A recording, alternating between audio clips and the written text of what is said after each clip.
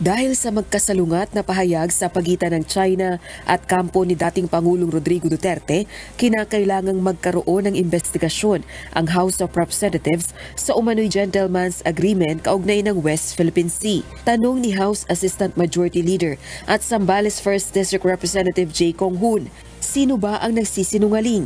Si Duterte o ang China? Kaugnay ng sinasabing kasunduan. Iginiit ng China ang pagkakaroon ng gentleman's agreement ng Beijing at administrasyon ni dating Pangulong Duterte kaugnay ng West Philippine Sea o South China Sea.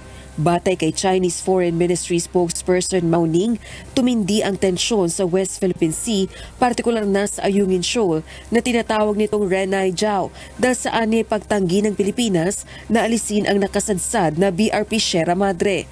Subalit tanging status quo umano ang naging kasunduan kay Chinese President Xi Jinping ayon sa dating punong ehekutibo. Giit ni Congressman Kong Hoon, deserve ng mga Pilipino na malinawan sa isyong ito.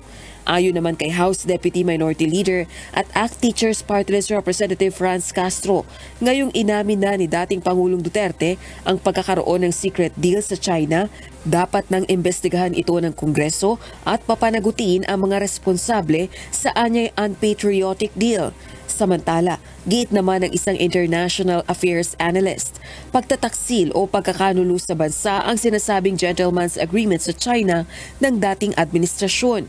Ito ay dahil pumapabor ito sa interes ng China. Former President, if there's such a thing really as a gentleman's agreement, fell to the Chinese trap.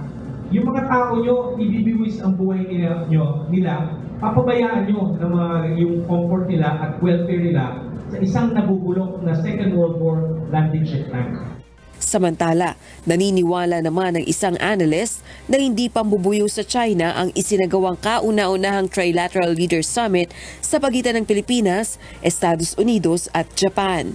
Hindi po ito an arrangement to provoke the status quo. It is mainly to defend what is left of the status quo. And that's very much important. Given the turmoil that we are all facing today, it is very much important to maintain and secure this established order. Rosa Licoz, UNTV News and Rescue. Diyos ang aming sandigan, serbisyo publiko ang aming pinahahalagahan.